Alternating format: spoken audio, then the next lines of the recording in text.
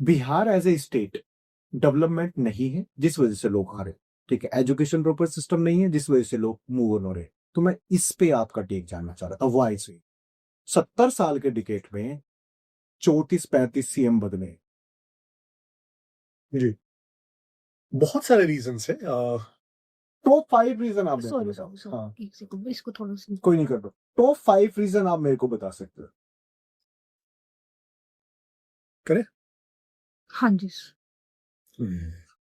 तो अगर आप देखेंगे, बहुत सारे हिस्टोरिक रीजंस है। 3 मैंने अपनी किताब में भी जिक्र किए हैं। एक तो जो सबसे पहले अंग्रेजों के समय जो लैंड रेवेन्यू सिस्टम था, अब अंग्रेजों के समय 3 प्रकार के लैंड रेवेन्यू सिस्टम थे। एक परमानेंट सेटलमेंट जिसको जमींदारी सिस्टम बोलते हैं, एक रैयतवारी और एक महलवारी। जो साउथ के स्टेट्स थे उसमें रैयतवारी सिस्टम अपनाई गई। और रैयतवारी सिस्टम में क्या था कि जो अंग्रेजों को टैक्स दिया जाना है वो जो जमीन की प्रोडक्टिविटी है उसके साथ लिंक्ड है। तो इसका मतलब क्या हुआ कि अंग्रेजों को इंसेंटिव होता था वहां की प्रोडक्टिविटी बढ़ाने का, क्योंकि उनको पता था कि अगर ज्यादा प्रोडक्टिविटी होगी तो ज्यादा मुझे लगान मिलेगा। तो इस कारण अंग्रेजों ने इन्वेस्ट करना शुरू किया वहां के लैंड में और एसोसिएटेड फैसिलिटीज में, स्कूल में, हॉस्पिटल्स में, क्योंकि सबका असर आएगा वहां के लैंड की प्रोडक्टिविटी पर।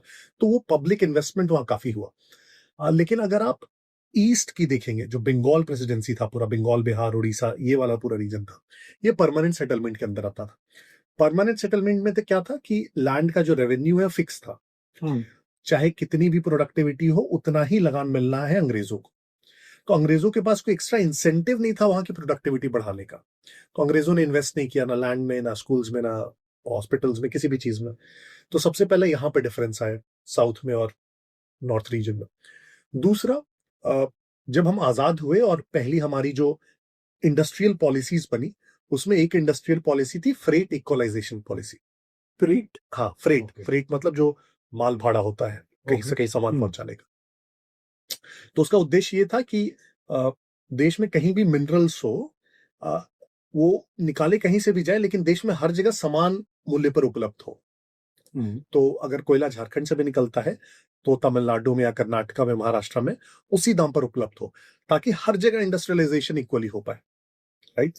अब इससे क्या हुआ कि जो एक एडवांटेज हो सकता था जो मिनरल वाली जगहों को, जैसे झारखंड, छत्तीसगढ़, उड़ीसा को, क्योंकि मिनरल्स वही हैं तो वहीं जनरली इंडस्ट्रीज लगने चाहिए, वो एडवांटेज नहीं मिल पाया, क्योंकि फिर इंडस्ट्रियलिस्ट को कोई फायदा नहीं था वहां लगाने से।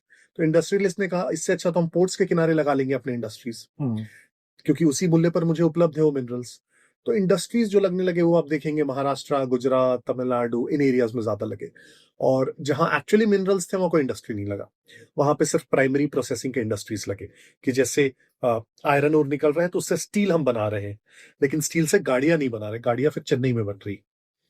तो ये पॉलिसी का बहुत नुकसान हुआ, इंडस्ट्रीज नहीं डेवलप हो पाई, और ये पॉलिसी 1993 तक चलती रही। और इतने वर्षों में क्या हुआ कि एक प्रकार से देश में जो इंडस्ट्रियल हब्स बनने चाहिए थे वो महाराष्ट्र, गुजरात, तमिलनाडु ये सब में बन गए। और एक बार जहां इंडस्ट्रियल हब बन जाता है तो फिर नई इंडस्ट्रीज भी वहीं आती है। और ये जो पूरे रीजन्स थे जहां पे एक्चुअली मिनरल्स थे ये पिछड़ गए, इनके पास कोई इंडस्ट्रीज रहे ही नहीं। तो दूसरा प्रॉब्लम वो है, इसके कारण से इंडस्ट्रीज नहीं हुए, जॉब्स नहीं हुए। तीसरा कारण, एक बड़ा कारण बिहार का है, जो जिस पर इनफैक्ट मेरी बुक भी बेस्ड है, वो है 90 से 2005 का पीरियड।